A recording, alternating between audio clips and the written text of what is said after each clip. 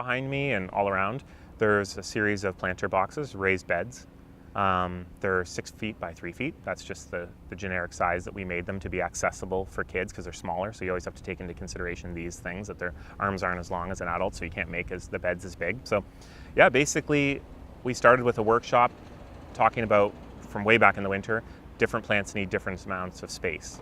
Really basic stuff, just like, would you plant 2 trees 1 foot apart? No, you have to think about how big they're going to be, not this year, but in 50 or 100 years. So we started with that kind of stuff, and then we started showing them, we started asking them, what kind of plants would you like to grow? And that was kind of like the next step. And then we said, okay, here's how many plants can fit. We showed them what their planter box would look like on a piece of paper, and we divided it into 6 by 3, which the beds are, and said, here's how many square feet you have in the garden. You can only plant so much, so you have to narrow down how much and what you're going to plant based on these square feet.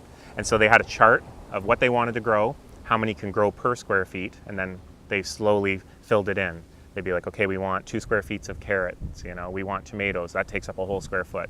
We want a melon, oh, that's going to take up 3. Do we really want that melon? Because it's going to take up a lot of space. And so they had to they just did it on their own based on a bunch of sheets of paper that we essentially gave them.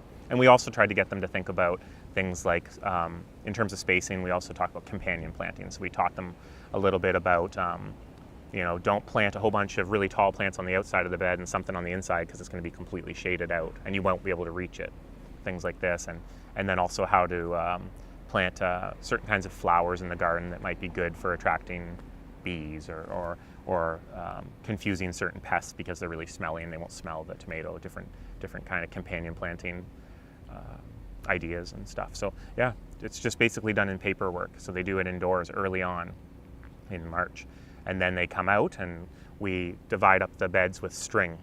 So we tie string across the wooden box so that you can see each square, and it makes it really easy for them. Then they have their sheet of paper, they look at it, they say this, and this is these 3, this and this, and they slowly start planting it based on a planting schedule too. We also give them that. We say these can't go in the ground until this date, and so they really get into it.